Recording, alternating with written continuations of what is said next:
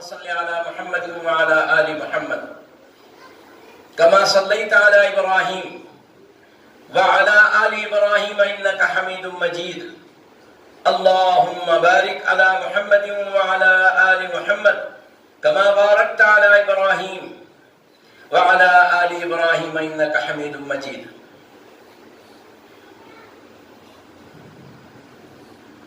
إن عدة الشهور عند الله 12 شهرا في كتاب الله يوم خلق السماوات والأرض منه 4 حرم ذلك الدين القيم فلا تظلموا فيهن أنفسكم.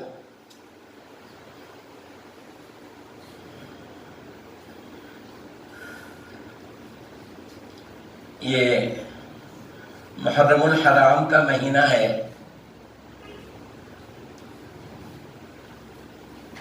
آج 9 ذی الحجہ ہے. کل 9 محرم الحرام ہے. کل جو ہے عاشورہ ہے. اس تعلق سے مجھے کچھ باتیں عرض کرنی ہیں. میرا عنوان تو نبی کریم صلی اللہ علیہ وسلم سے محبت اور آپ کی فرما برداری ہے. مہینے کی نسبت سے قرآن کریم کی جو آیت کریمہ میں نے تلاوت کی ہے،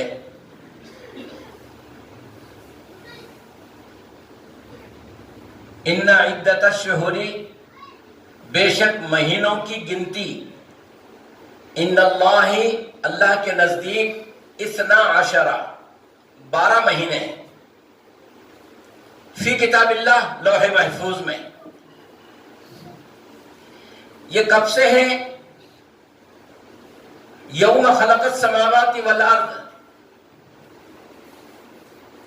جب سے اللہ تبارک و تعالیٰ کائنات کو بنایا، زمین آسمان کو بنایا، اس دنیا کو بنایا، اس وقت سے اللہ تبارک و تعالیٰ نے اس زمانے کے 12 مہینے رب کریم نے بنا دیے. اب ہر زبان میں، ہر قوم میں ان کے الگ الگ نام ہیں، لیکن مہینے تو اللہ تبارک و تعالیٰ 12 بنا دیے ہیں. یہ قرآن کریم کی آیت ہے کہ جب سے میں دنیا بنایا ہوں، سال کے 12 مہینے میں نے بنا دیے. یہ کیلنڈر آج کا نہیں ہے. کیلنڈر جو لوگوں نے بنایا ہے، یہ ترتیب دی گئی ہے.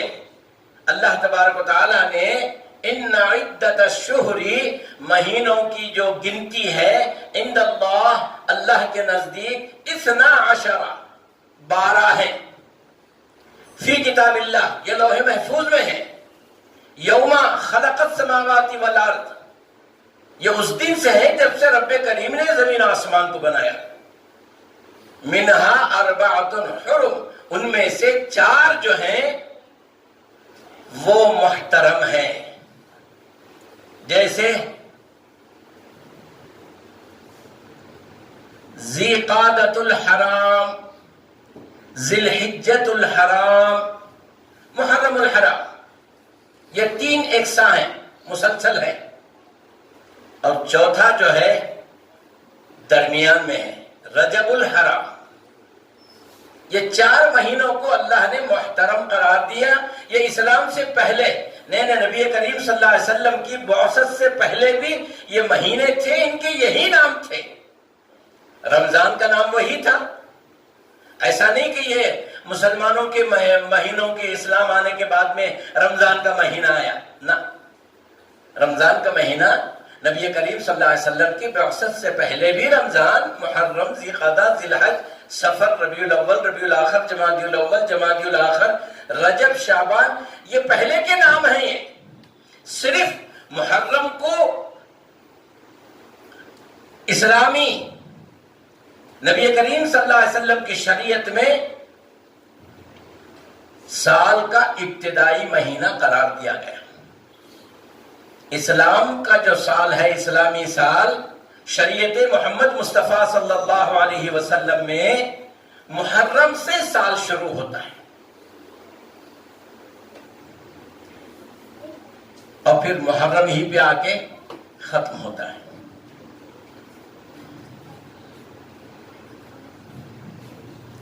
ذی الحج ختم ہوا،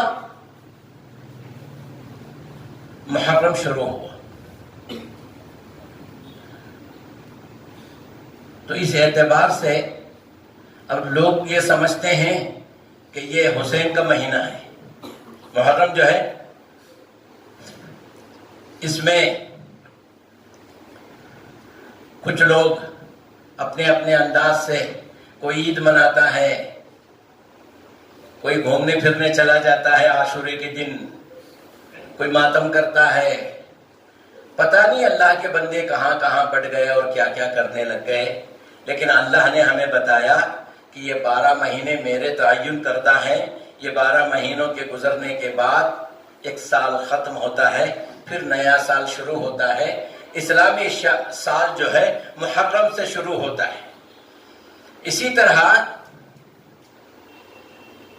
یہود و نصارہ کو جس طرح ہم کو جمعۃ المبارک، ہفتے کا سید الیوم، یہ ہمارے لیے عید کا دن قرار دیا گیا ہے، عید الفقراء والمساکین کہا گیا، اس طرح اتوار ان کے لیے تھا، ان کے لیے محترم دن تھا. افسوس کہ یہاں اسلام آیا لیکن اسلامی تہذیب نہیں آئی. آج بھی مسلمان جو ہیں اتوار ہی کے دن کو محترم سمجھ کر کے سارے معاملات اتوار کو کرتے ہیں، چھٹی بھی اتوار کو کرتے ہیں. جبکہ ہمارے لیے محترم دن جو ہے وہ ہے جمعہ. جمعہ کو چھٹی کرے. جمعہ ہمارے لیے عید المومنین کا مقام رکھتا ہے.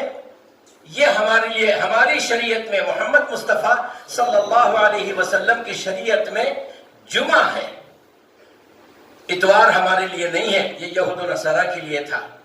اب وہ ان کی 100 سال رہے، وہ مشکل سے 100 سال میں انہوں نے ایسی چھاپ چھوڑ دی.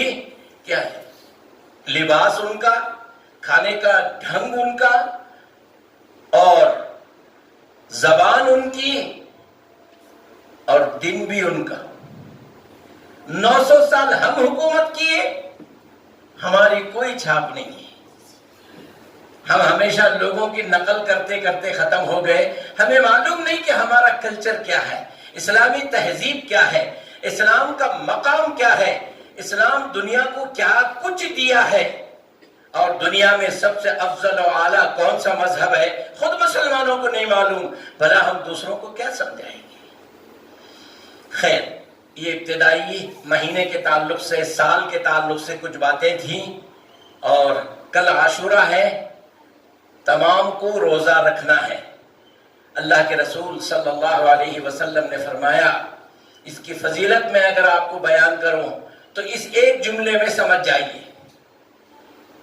نبی کریم صلی اللہ علیہ وسلم نے فرمایا کہ عاشورے کا روزہ رکھنے والے کے، عاشورے کا روزہ رکھنے، 10ویں محرم کا روزہ رکھنے والے کے لیے اللہ تبارک و تعالیٰ پچھلے سال کے پورے صغیرہ گناہ معاف کر دیتا ہے. اللہ یہ کہ کبیرہ گناہ اس کے وہ توبہ کر کے معاف کرا لے، باقی صغیرہ گناہ، چھوٹے چھوٹے جو گناہ ہیں جو اس کے جانے انجانے میں ہوئے ہیں، اس روزے کی وجہ سے اللہ اس کو معاف کر دیتا ہے.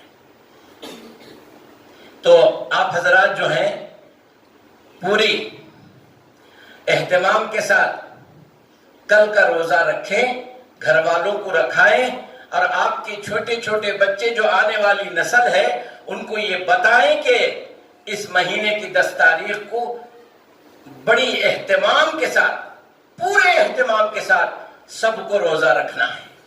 اس کا اہتمام کیجئے. بلکہ اللہ کے رسول صلی اللہ علیہ وسلم کو جو بھی اطلاع ملی کہ یہود و نصارہ کی مخالفت کیجئے آپ، تو یہ روزہ یہود و نصارہ بھی رکھتے تھے. تو اللہ کے رسول نے فرمایا ہم 2 رکھیں گے، 9ویں اور 10ویں محرم کا. جس سال آپ نے فرمایا اس کے بعد آپ کا انتقال ہو گیا محرم آنے سے پہلے، لیکن آپ نے خواہش ظاہر کی کہ انشاءاللہ آئندہ سال ہم 2 روزے رکھیں گے. لیکن آپ رہ نہیں پائے، بس آپ کی آرزو تھی، تو اب امت کا تقاضا یہ ہے کہ ہم جو ہے 2 روزے رکھیں۔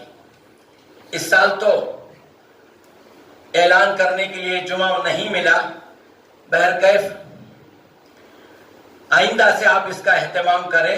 9 اور 10 یہ 2 روزے رکھیں محرم کے، اور اگر کوئی 11 بھی رکھ لیتا ہے 10ویں کو بیچ میں ڈال کر، پھر تو بڑی اچھی بات ہے۔ اللہ وتر یحب الوتر، اللہ کو وطر تعداد بہت زیادہ پسند ہے، افضل چیز ہے۔ تو یہ 2 باتیں مجھے عرض کرنی تھی۔ ویسے روایتیں بہت ساری ہیں 10ویں عاشورہ کے تعلق سے، 10ویں محرم کے تعلق سے، لیکن صحیح روایت سے جو بات معلوم ہوتی ہے، حدیث میں جس کا ثبوت ہے، ابو داؤد کی حدیث ہے، مسلم کی حدیث ہے کہ اللہ کے رسول صلی اللہ علیہ وسلم نے فرمایا یہود و نصارہ کو آج ہی کے دن نجات ملی تھی۔ فرعون سے حضرت موسیٰ کو نجات ملی، فرعون کو زمین میں ڈبو دیا گیا، اس کے ساتھیوں کو، اور حضرت موسیٰ کو آپ کے ساتھیوں کو پار کرا دیا گیا۔ یہ 10ویں محرم تھی۔ اس خوشی میں وہ عید مناتے تھے اور روزہ رکھتے تھے۔ تو یہ ایک صحیح روایت ہے، اس اعتبار سے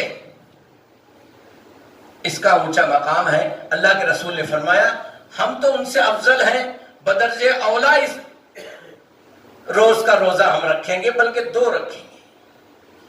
تو محرم سے ہم کو صرف اتنا ہی لینا ہے کہ 10ویں محرم کو روزہ رکھنا ہے، سارے گھر والوں کو اس کا لحاظ رکھیں، باقی کوئی آلتو فالتو کام ہم کو نہیں کرنا ہے۔ اب میں اپنے عنوان کے تعلق سے کچھ باتیں آپ سے عرض کر دیتا ہوں۔ رسلا مبشرین و منذرین لئلا یکون للناس علی اللہ حجہ۔ قرآن کریم کی آیت ہے، اللہ تبارک و تعالی جب دنیا کو بنایا، پہلے بعد میں انسان کو بسایا، یہ ہمارے آنے سے پہلے دنیا بنا دی گئی ہماری خاطر۔ ہمیں ان تمام چیزوں کی ضرورت ہے جو دنیا میں ہے۔ زمین ہمارے لیے چاہیے، سورج ہمارے لیے چاہیے، ہوا ہمارے لیے چاہیے، پانی ہمارے لیے چاہیے، غذا ہمارے لیے چاہیے۔ یہ تمام چیزوں کو جو ضروریات کی چیزیں ہیں اللہ تبارک و تعالیٰ نے پہلے ہی بنا دیا، اس کے بعد میں انسان کو یہاں بھیجا۔ اب انسان جب دنیا میں آیا تو جیے کیسا؟ جانوروں کی طرح جیے یا ان سے ہٹ کر کے تمیز کے ساتھ انسانوں کی زندگی الگ ہو، دونوں میں ممیز کیا جائے؟ تو اللہ تبارک و تعالیٰ نے جانوروں کو ان کے حال پہ چھوڑ دیا۔ جانوروں میں کوئی رشتہ داری، کوئی احکام، کوئی قانون نہیں ہے، وہ جانور ہیں۔ ہم انسان ہیں، ہمارے ہاں احکام ہیں، اصول ہیں، رشتہ داریاں ہیں، احترام ہیں، مقامات ہیں۔ ان سب کو بتانے کے لیے کیسے معلوم ہو؟ اللہ نے رسولوں کو بھیجا۔ روز اول سے پہلے رسول، پہلے نبی جو ہیں آدم علیہ السلام ہیں۔ یہ ابو البشر بھی ہیں، ان سے انسان کا وجود بھی ہوا، اور آپ نبی بھی ہیں۔ اور آخری نبی و رسول محمد مصطفیٰ صلی اللہ علیہ وسلم ہیں۔ انسانوں کے لیے، ان کی تربیت کے لیے، ان کی زندگی بسر کرنے کے طور طریقے بتانے کے لیے اللہ تبارک و تعالیٰ نے رسولوں کو وقتاً فوقتاً مختلف مقامات میں، مختلف قوموں میں رسولوں کو مبعوث کرتا رہا۔ قرآن نے فرمایا رسلا مبشرین، یہ رسول جو آتے ہیں اللہ کی طرف سے ڈرانے کے لیے، وہ منذرین، خوشخبری دینے کے لیے جنت کی، جو اللہ کے احکام پر چلتا ہے، اللہ کے رسولوں کا احترام کرتا ہے، اللہ کے رسولوں کے بتائے ہوئے باتوں پر چلتا ہے، اس کے لیے خوشخبری دے دیجئے، مبشرین۔ اور جو نافرمان بنتا ہے، احکام کو چھوڑ کر کے جانوروں والی زندگی جیتا ہے، بندگی نہیں کرتا، رب کا اس کے پاس کوئی مقام نہیں ہے، ایسے لوگوں کو جہنم سے ڈرائیے۔ تو رسول کے دو کام ہوتے ہیں، مبشرین خوشخبری دینے والا، وہ منذرین ڈرانے والا۔ یہ تو اللہ کی طرف کی بات تھی۔ دنیا کو اللہ نے بنایا، انسان کو اللہ نے بنایا، اس کی تربیت کے لیے اللہ نے رسولوں کو بھیجا۔ یہاں تک تو اللہ کا معاملہ۔ اب انسان کے معاملے کی بات سنیے۔ یا حسرۃ علی العباد ما یأتیہم من رسول الا کانوا بہ یستہزئون۔ قرآن کریم فرماتا ہے افسوس ہے بندوں پر، یا حسرۃ علی العباد، افسوس ہے بندوں پر، ما یأتیہم من رسول، جب بھی رسول ان کے پاس آئے اللہ کی طرف سے، الا کانوا بہ یستہزئون، انہوں نے ان کا مذاق اڑایا۔ حضرت نوح کا مذاق اڑایا، ہر نبی کا، حضرت صالح کا مذاق اڑائے، حضرت موسیٰ کا مذاق اڑائے، حضرت عیسیٰ علیہ السلام کا مذاق اڑائے۔ وہ کون سا رسول اور نبی ہے جس کا مذاق نہیں اڑایا گیا؟ لوگ کہتے تھے یہ ہماری طرح انسان ہیں، یہ بازاروں میں چلتے پھرتے ہیں، ان کو ہم رسول کیسے مان لیں؟ اب وہ بڑی لمبی تفصیل ہے، میں مختصر سے وقت میں صرف مذاق اور توہین رسول، اہانت رسول کیا ہے، اس کی اقسام بتا کر کے اپنی گفتگو ختم کر دوں۔ جب اللہ کے رسول صلی اللہ علیہ وسلم کے ساتھ بھی یہی معاملہ ہوا، آپ کا مذاق اڑایا گیا، تو قرآن کریم نے فرمایا محمد صلی اللہ علیہ وسلم پریشان ہونے کی ضرورت نہیں ہے۔ مکے والے آپ کو تنگ کر رہے ہیں، آپ کا مذاق اڑا رہے ہیں، جادوگر بول رہے ہیں، جی خبیث جنات اس کے پاس آتے ہیں، یہ کہہ رہے ہیں،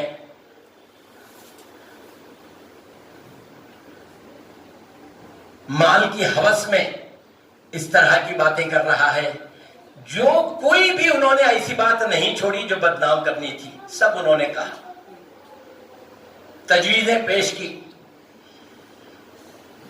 تو جب آپ پریشان ہوتے تھے، اللہ تبارک و تعالیٰ نے فرمایا وَلَقَدِ اسْتُهْزِئَ بِرُسُلٍ مِّن قَبْلِكَ، اللہ اکبر۔ اے محمد صلی اللہ علیہ وسلم، تم اکیلے نہیں ہو کہ جو تمہارے ساتھ یہ سلوک ہو رہا ہے، تم سے پہلے جتنے رسول آئے نا، ان سب کے ساتھ میرے بندوں نے، ان کی امتوں نے یہی سلوک کیا۔ تم مستحکم رہو، ہمت مت ہارو۔ تو یہ بندوں کے بارے میں قرآن کریم نے فرمایا میں نے تمہیں پیدا کیا، تمہارے لیے کائنات بنایا، تمہارے اصلاح کے لیے رسولوں کو بھیجا، یہ میری طرف سے ہے۔ اب تمہاری طرف سے کیا جواب ملا مجھے؟ تمہاری طرف سے یہ جواب ملا کہ تم نے میرے رسولوں کو قتل کیا۔ وَيَقْتُلُونَ النَّبِيِّينَ بِغَيْرِ حَقٍّ، قرآن کریم کہتا ہے بغیر کسی غلطی کے انبیاء کو قتل کرتے تھے۔ یہ میرے بندے ہیں، میرے رسولوں کے ساتھ یہ سلوک کیا، ان کا مذاق کرتے تھے۔ جب طائف میں اللہ کے رسول صلی اللہ علیہ وسلم گئے امید لے کر کہ وہاں جا کر کے دین کی دعوت دوں گا، وہاں کے لوگ اس بات کو مانیں گے، کچھ مالدار قسم کے لوگ تھے وہاں، تو وہاں جو سلوک آپ کے ساتھ کیا گیا، جو تکلیف اور ایذا آپ کو پہنچائی گئی، لوگ بچوں کے ذریعے نبی کریم صلی اللہ علیہ وسلم کو پتھر مارنے پر معمور کیے اور بچوں کو انعام دیے کہ تم دن بھر اس کو پتھر مارتے رہو۔ اللہ کے رسول صلی اللہ علیہ وسلم تنے تنہا تھے اور آپ کو بچے پتھر مارتے تھے، بچوں کو کیا پتا؟ بچوں کو، آج بھی بچوں کو کوئی ہوش نہیں ہے۔ آپ نے دیکھا ہوگا کچھ دن پہلے جب یہاں الیکشن آتا تھا، لوگ بچوں کو آگے کرتے تھے، فلانا چور ہے، فلانا ایسا ہے، بولتے جاؤ، لوگ بولتے تھے، بولتے پھرتے تھے۔ اب وہی معاملہ طائف میں نبی کریم صلی اللہ علیہ وسلم کے ساتھ ہوا۔ تو اس وقت جب آپ پریشان ہو کر کے باغ میں آ کر کے سورج غروب ہوتے وقت بیٹھے، تو اللہ تبارک و تعالیٰ نے فرمایا محمد اگر تم بدلہ لینا چاہتے ہو تو حکم کیجئے، فرشتے آپ کے پاس آئے ہیں، ہم اس خطۂ ارض کو مٹا کے رکھ دیں گے، طائف نام کی کوئی چیز باقی نہیں رہے گی۔ اللہ کے نبی صلی اللہ علیہ وسلم ہاتھ تو اٹھائے دعا کے لیے، مانگنے کے لیے، فرشتے کو بھی معلوم نہیں کہ کیا مانگنے والا ہے محمد صلی اللہ علیہ وسلم۔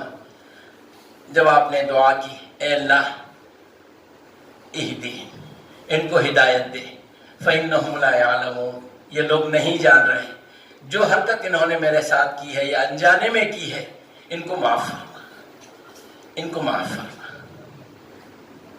بات کیا تھی کہ دو پہاڑوں کے درمیان طائف کا جو خطہ ہے اس کو ہم ختم ہی کر دیں گے، زمین باقی نہیں رکھیں گے۔ جس نے میرے رسول کو ستایا میں اس جگہ کو، ان لوگوں کو ختم کر دوں گا۔ لیکن وہ دعا نبی کے لیے ایک تنہا دعا تھی، اگر وہ اس دن استعمال کر لیتے تو قیامت کے دن شفاعت کے لیے کچھ باقی نہیں رہتا، باقی نہیں رہتا۔ ہر نبی کو ایک دعا دی جاتی ہے، وہ اس کو استعمال کر لے۔ حضرت نوح کو بھی دی گئی تھی، آپ نے دعا کر دی، کیا دعا کی؟ لا تذر علی الارض من الکافرین دیارا، اے اللہ زمین پر کافر کا ایک گھر بھی باقی نہیں رکھنا، اس طرح سے سب کو واش آؤٹ کر دے۔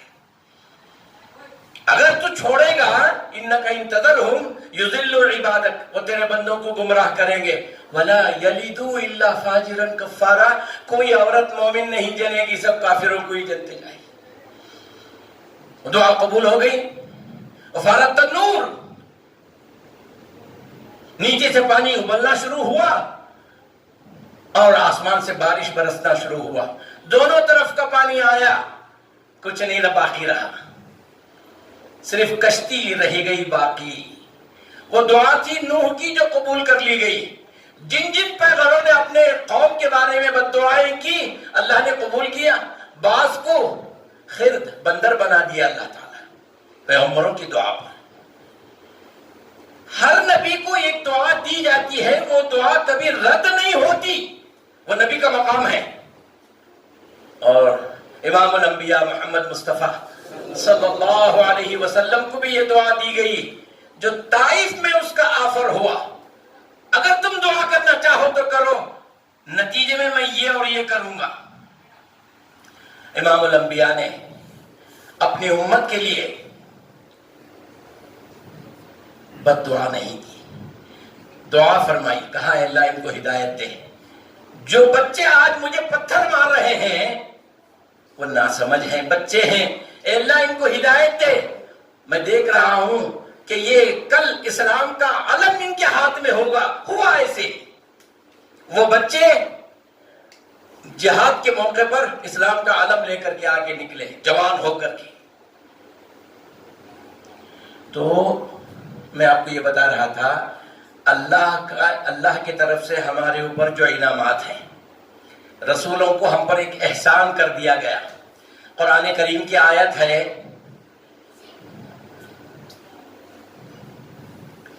میں نے تم پر یہ احسان کیا۔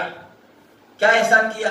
زمین دے کر، جائیداد دے کر، تندرستی دے کر، پیسہ دے کر، خوبصورتی دے کر۔ یہ کوئی احسان تھوڑی ہے۔ احسان تو میں نے یہ کیا ہے کہ تمہارے لیے، تمہارے ہی درمیان سے میں نے ایک رسول کو بھیجا ہے، یہ تم پر احسان کیا میں نے۔ اللہ اکبر۔ اس احسان کو ہم کیسے نبھا رہے ہیں یہ دیکھنا ہے، یہی مجھے آج آپ کے سامنے عرض کرنا ہے۔ جب آپ طائف میں آ کر کے بیٹھے تو اللہ نے فرمایا قد نعلم انہم یضیق صدرک، ہم جانتے ہیں محمد تمہارے دل پہ کیا بیت رہی ہے، لوگ کتنا تمہیں تنگ کرتے ہیں، کتنا مذاق اڑاتے ہیں، کتنا تمہارا استہزاء کرتے ہیں، تم پہ ہنستے ہیں، بری باتیں، گندی باتیں، غلط باتیں تم کو کہتے ہیں۔ قد نعلم، ہم جانتے ہیں۔ یضیق صدرک، تیرا سینہ جو ہے چھلنی ہو گیا ہے، تیرا دل پارا پارا ہو گیا ہے، میں جانتا ہوں۔ یہ دلاسا دے رہا ہے اللہ تبارک و تعالی محمد کو صلی اللہ علیہ وسلم۔ ٹھیک ہے، یہ تو ہو گیا، اب اس کے لیے کرنا کیا ہے؟ لوگوں نے تکلیف پہنچائی، تمہارے دل کو درد ہوا، تم پریشان ہیں، اب اس کے لیے علاج کیا ہے؟ اس کا علاج اللہ نے بتایا فوری طور پر، آگے کے جملے ہیں فسبح بحمد ربک وکن من الساجدین، ہمت رکھو، اپنے رب کی تسبیح بیان کرتے رہو اور سجدہ کرنے والوں میں سے ہو جاؤ۔ وَعْبُدْ رَبَّكَ، اپنے رب کی عبادت اتنے مستحکم انداز میں کرو حتیٰ یاتیک الیقین، یہاں تک کہ تمہیں موت آ جائے، تب تک مجھ سے مانگتے رہو، مجھے سجدہ کرتے رہو، اپنی پریشانیوں کو مجھے سناتے رہو، میں تمہارے لیے کافی ہوں۔ یکفیک، تمہارے لیے میں کافی ہوں۔ اِنَّا كَفَيْنَاكَ الْمُسْتَهْزِئِينَ، قرآن کریم نے فرمایا ہم تمہارا مذاق کرنے والوں کے لیے کافی ہیں، ہم بتائیں گے ان کو جو سزا دینا ہے ہم دیں گے۔ ایک واقعہ میں آپ کو سنا دوں۔ ابتدائی دور میں جب قرآن کریم کا نزول ہو رہا تھا، اکثر لوگ ان پڑھ تھے۔ ایک یہودی جو اسلام قبول کر لیا وہ پڑھا لکھا تھا، اللہ کے رسول صلی اللہ علیہ وسلم نے اسے وحی کی کتابت، جو وحی آتی تھی آپ بولتے تھے، وہ لکھتا تھا۔ اللہ کے رسول نے فرمایا جب یہ اسلام قبول کر لیا ہے اور پڑھا لکھا بھی ہے تو مجھے جو وحی آ رہی ہے میں اس سے لکھوا لیتا ہوں۔ تو وہ لکھتا تھا، یہاں تک کہ سورہ بقرہ اس کو زبانی یاد ہو گیا، سورہ آل عمران اس کو یاد ہو گیا، سورہ نساء اس کو یاد ہو گیا۔ اس کے بعد وہ مرتد ہو گیا، اپنے دین پر چلا گیا، اسلام سے پھر گیا، اور وہ یہ کہنے لگا محمد تو بڑے اچھے اور نیک آدمی ہیں، وہ صادق اور عالمین ہیں، سچے ہیں، لیکن ان کو آتا جاتا کچھ نہیں، جو کچھ بھی ہے وہ میں نے لکھوایا ہے، میں نے لکھا ہے۔ اس طرح کی باتیں کی اور نبی کریم صلی اللہ علیہ وسلم کی ہجو آپ کا مذاق اڑانے لگا۔ رسول ہے، آتا جاتا کچھ نہیں ہے، وہ میں تھا جو اتنا لکھ کے دیا، اب پتہ چلے گا میں نکل جاؤں گا تو دیکھیں گے کیا کرتا ہے۔ اس طرح کی باتیں طنز کی کرنے لگا۔ اللہ تبارک و تعالیٰ نے فوراً اس کو موت دے دی، وہ مر گیا۔ یہودی لوگ لے جا کر کے اسے دفن کر دیے۔ یہاں تک تو بات سمجھ میں آئی، صبح کو جا کر کے دیکھے تو لاشا اوپر پڑا تھا، زمین نے اس کو قبول نہیں کیا، کیونکہ اللہ کا وعدہ ہے اِنَّا كَفَيْنَاكَ الْمُسْتَهْزِئِينَ، اے محمد تمہارا مذاق کرنے والے، تمہارا دل دکھانے والے، تمہارا استہزاء کرنے والے کو ہم کافی ہے، تم ان سے بدلہ لینے کی ضرورت نہیں، ہم ہے نا۔ اِنَّا كَفَيْنَاكَ الْمُسْتَهْزِئِينَ۔ تو نتیجہ یہ ہوا، لوگوں نے کہا کہ یہ مسلمانوں کا کام ہے، محمد کے خلاف بولتا تھا تو محمد اور اس کے ساتھیوں نے اس کو نکال کے باہر رکھ دیا ہے۔ تو دوسرے دن اس کی اور گہری قبر کھودی گئی، اس میں ڈال کر کے مٹی موچ دی گئی۔ صبح جا کر کے دیکھے تو پھر لاشا باہر پڑا ہے، زمین نے اس میت کو قبول نہیں کیا۔ بھئی اللہ تعالیٰ جو چاہے، رب کریم کا مقابلہ کون کر سکتا ہے؟ پھر دوسرے دن لوگوں نے وہی چیمیں گویاں کی، اور اب تو سبوں نے کوشش کر کر جتنا ان سے ہو سکتا تھا اتنی گہری قبر کھودی اور اس کو اس میں ڈال کے بند کر دی۔ تیسرے دن کے بعد جب جا کر کے دیکھے تو لاشا باہر پڑا ہے، تو ان کے عالموں نے کہا نہیں، یہ محمد کا اور اس کے ساتھیوں کا کام نہیں ہے، اس نے غداری کی محمد کے ساتھ، اس نے محمد پر الزام و بہتان لگایا، اس کے نتیجے میں یہ اللہ کی طرف سے سزا ہے، چھوڑ دو اس کے حال پر، اسی چھوڑ دیا گیا۔ یہ اس وقت اللہ کھلی ہوئی سزا اس لیے دے کے بتایا کہ کسی کی ہمت نہ ہو کہ آئندہ سے قرآن کے معاملے میں اور نبی کے معاملے میں کوئی ایسی حرکت کرے، کوئی ایسی بات کہے۔ اب آپ سوچیں گے جب اللہ تعالیٰ اس زمانے میں ویسا کرا تو آج کی کر رہا نہیں؟ بہت جلدی سوچ لیتے ہیں، ان کو دیا کہتے ہم نے کی دیا نہیں۔ جب وہ آدمی کا لاشیں باہر نکل کو اللہ فیصلہ کر ڈالے حق کیا ہے باطل کیا ہے، اور پھر ہم نے اتنا ستاری لوگ ہمارے ساتھ کی ایسا ہو رہا نہیں، ہمارے ظالم بادشاہوں کو اللہ کہیں کو مار رہا نہیں، یہ ہماری سوچ ہے۔ ذرا اپنے بارے میں بھی سوچو کہ محمد جو حق پر تھے، صحابہ جو حق پر تھے، ان کی تعریف میں قرآن نازل ہوتا تھا، ہم کیا ہیں؟ آج بھی ہو سکتا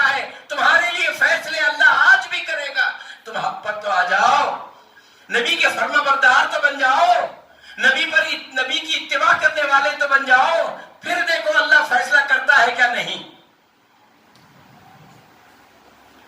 اللہ نے فیصلہ کیا ہے، آپ کو نہیں سمجھ میں آیا، تم کو یہاں سے نکال باہر کرنے کی بات کی تھی،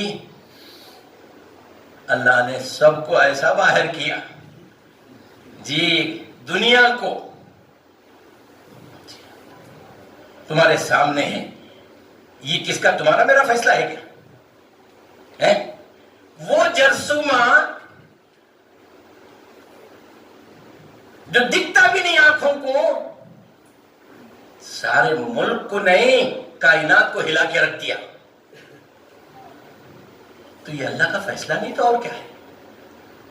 لیکن یہ ان بندوں کے لیے ہے جو ایسے چاول میں دھان اور کنکر ہوتے نا، ویسے ہزاروں میں چند مومن ہیں، ان کے لیے اللہ نے یہ کیا ہے، ورنہ ہم اس قابل نہیں ہیں کہ اللہ ہمارے لیے فیصلے کرتے ہیں۔ کیا اعمال ہیں ہمارے، کیا فرما برداری ہے ہماری، نبی کے ساتھ کتنی فرما برداری ہے، اطاعت رسول کتنا کر رہے ہیں، اور اللہ کے ساتھ کتنی فرما برداری ہے، کتنی مکمل بندگی ہم کر رہے ہیں، ہمیں تو بندگی کیا ہے معلوم ہی نہیں ہے، اور انتظار کر رہے ہیں اللہ فیصلہ کرے۔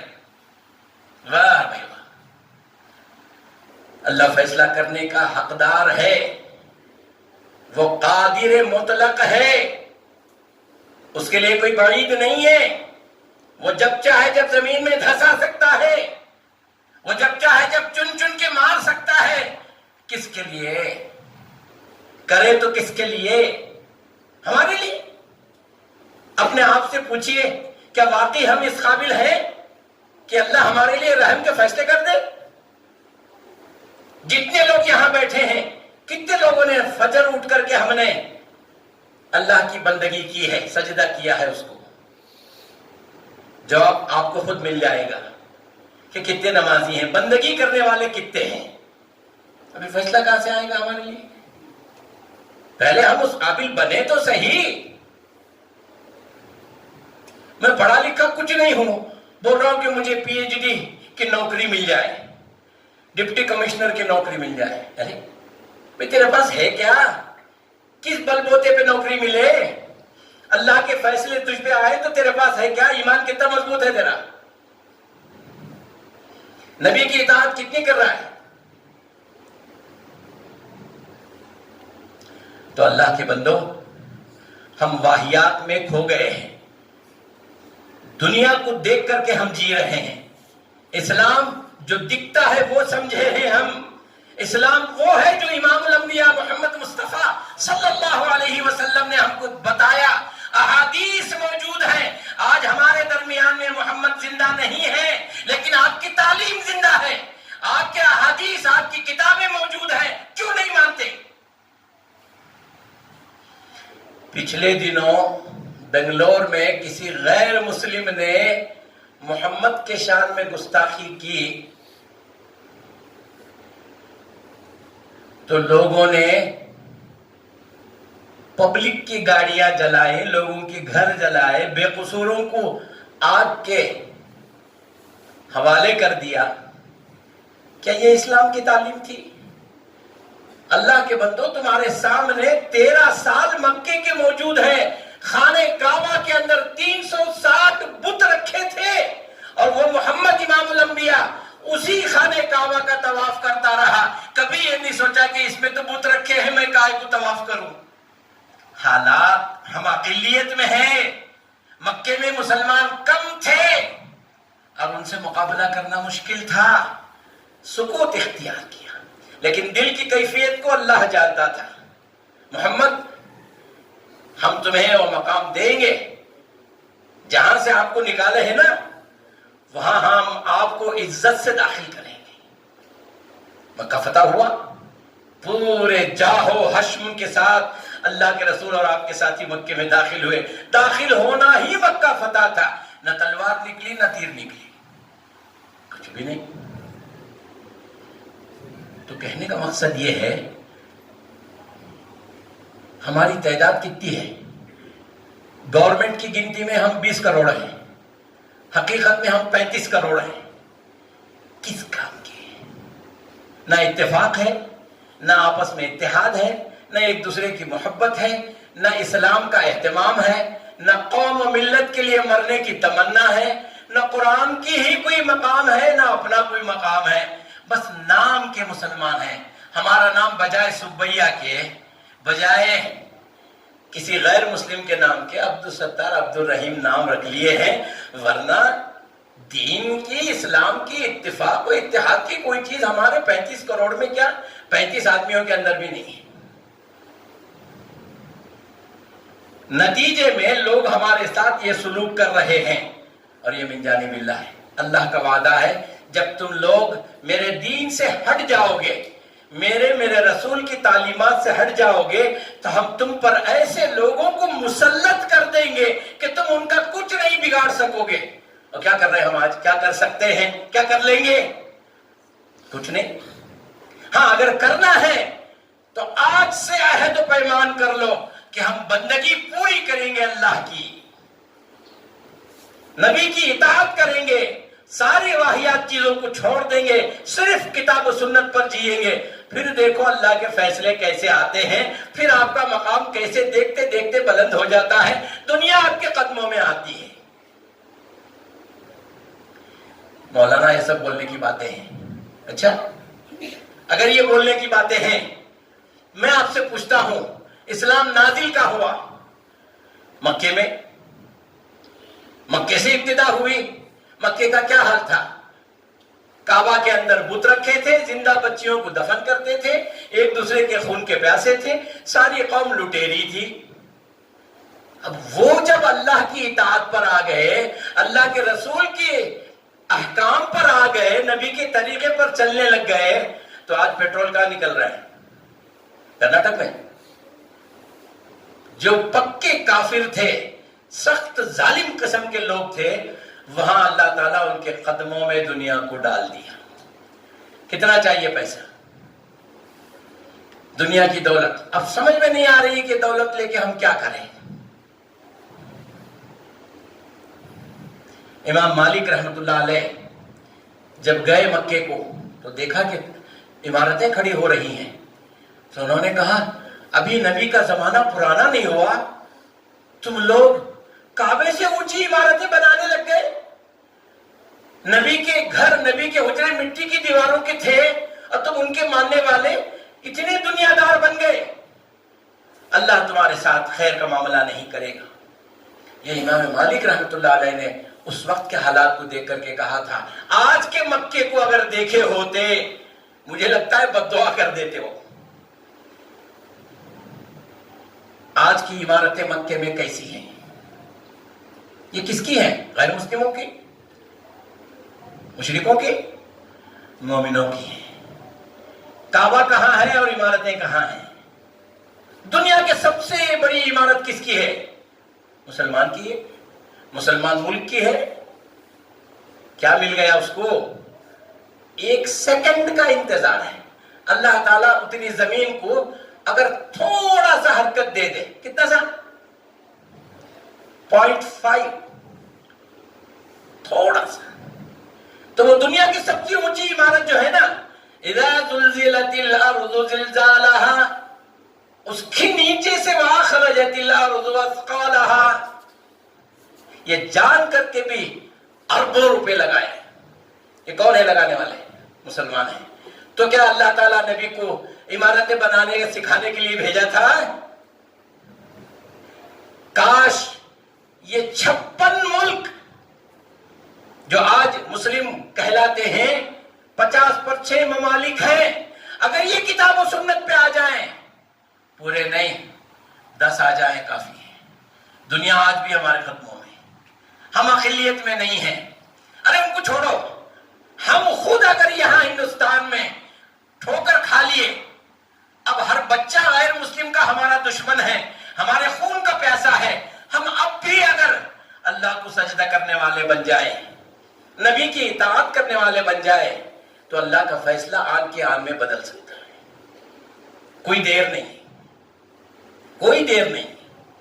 جس زمانے میں آپ کو ایک مثال میں دیتا ہوں، اندرا گاندھی کے زمانے میں ایمرجنسی لگی تھی، اس وقت سختی سے یہ کہا گیا تھا مسلمانوں کی فیملی پلاننگ کراؤ، جو کرائے گا جتنے کیس لائے گا اس کو تنخواہ ملے گی اس ماسٹر کو، اور جو نہیں کرائے گا اس کو تنخواہ نہیں ملے گی۔ مجبوراً کرانا پڑتا تھا، کرا دیے۔ یہ کس کا فیصلہ تھا؟ ایک عورت کا فیصلہ تھا۔ اللہ کا فیصلہ کیا ہوا؟ 11 ساڑھے 11 بجے تک جو ہے پرائم منسٹر تھی، 12:15 بجے جیل میں تھی۔ رات کے 12:15 بجے اللہ تعالیٰ قید میں ڈال دیا اس کو۔ کتنی دیر لگی؟ یہ اللہ کا فیصلہ تھا۔ ہمارے سامنے تاریخ ہے، دڈے لوگ ہم نہ تاریخ سنتے ہیں، فون میں نیوز آتی ہے لیکن ہم دیکھتے کچھ اور ہے، روزانہ اخبار آتا ہے ہم پڑھتے کچھ اور ہیں۔ اللہ تعالیٰ کی تاریخ قرآن میں موجود ہے، فرصت کس ہے؟ درس تھوڑا سا لمبا ہو گیا یا تو اٹھ کر چلے جاتے ہیں، یا تو ہمت ہے تو بول دیتے ہیں کہ بند کرو تمہارا ڈھکنا مچھو، ختم بات۔ یہ زمانہ ہے، یہ حالت ہے، تو اصلاح کیسے ہوگی؟ بہرکیف جب نبی کریم صلی اللہ علیہ وسلم اپنا دل دکھا کر کے بیٹھے تو اللہ نے آپ کو کیا تعلیم دیا؟ فسبح بحمد ربک۔ لوگ ستا رہے ہیں تجھے، میں جانتا ہوں، تیرا دل دکھ کے ٹکڑے ٹکڑے ہو گیا ہے، میں جانتا ہوں، تیری بات لوگ نہیں مان رہے ہیں، یہ بھی میں جانتا ہوں، راتوں میں کھڑے ہو کر کے امت کے لیے تو دعائیں کرتا ہے، وہ بھی میں جانتا ہوں، لیکن تیرے لیے سلوشن کیا ہے؟ کرنا کیا ہے؟ تیرے دل کو اگر سکون پہنچنا ہے، یہاں کئی حفاظ بیٹھے ہیں، پوچھ لیجئے ان سے کہ بعد والے الفاظ کیا ہیں۔ فسبح بحمد ربک، اپنے رب کی تسبیح بیان کر، وَقُم مِّنَ السَّاجِدِينَ، ہر وقت سجدہ کرنے والوں میں سے ہو جانا، وَاعْبُدْ رَبَّكَ، اے محمد بن عبداللہ، میں نے تجھے محمد الرسول اللہ بنایا ہے صلی اللہ علیہ وسلم، وَاعْبُدْ رَبَّكَ، اپنے رب کی عبادت کر۔ کب تک؟ حَتَّى يَأْتِيَكَ الْيَقِينُ، یہاں تک کہ تجھے موت آ جائے، باقی تیرے سارے معاملات میں ڈیل کروں۔ اور ہم کو اللہ کی طرف سے وہ آیت کب نازل ہوئی کہ نماز مت پڑھو؟ میں ذرا دیکھنا چاہتا ہوں۔ محمد کو اللہ تعالیٰ صلی اللہ علیہ وسلم یہ تعلیم دے رہا ہے، تمہاری پریشانیوں کو دور کرنے کا طریقہ مجھے سجدہ کرنا ہے، میری بندگی کرنا ہے، پریشانیوں کو دور کرنا میرے ذمہ ہے۔ میں تو صبح 7 بجے سورج نکلنے کے بعد بدر شروع ہوا، 11:30 بجے تک جتنے بھی نبی کے دشمن سردار تھے سب کو اللہ ختم کر دیا آنکھوں کے سامنے۔ یہ اللہ کا فیصلہ نہیں تو کیا آپ کا میرا فیصلہ تھا کیا؟ سب کچھ ہے ہمارے سامنے موجود ہے، آج کے حالات بھی موجود ہیں، کل کے حالات بھی موجود ہیں، لیکن غفلت ایسی ہے ہمارے اندر، نہ ہم اسے دیکھنا چاہتے، نہ سمجھنا چاہتے، نہ سمجھنا چاہتے۔ اللہ تعالیٰ سے دعا ہے کہ اللہ ہمیں آج بھی ہمارے دل و دماغ کو کھول دے، ہماری اصلاح کے دروازے اللہ تعالیٰ کھول دے، ہمارے اندر غیرت عطا فرمائے۔ اے اللہ ہمارے اندر اب بھی ندامت عطا فرما، توبہ کی توفیق عطا فرما اور ہماری اصلاح فرما۔ اے اللہ ہم گنہگار اور قصوروار ہیں، ہمارے بچے بے قصور ہیں، ان کے ساتھ خیر کا معاملہ فرما، ان کی تربیت کا طریقہ ہمیں عطا فرما۔ آج ہمارے سامنے اتنی دشمنی ہو رہی ہے، نہ جانے ہمارے بچوں کے زمانے میں کتنی دشمنی ہوگی، کیا کیا حالات آئیں گے، اس دن کے لیے آج سے ہی تیاری کیجیے۔ بارک اللہ لنا و لکم۔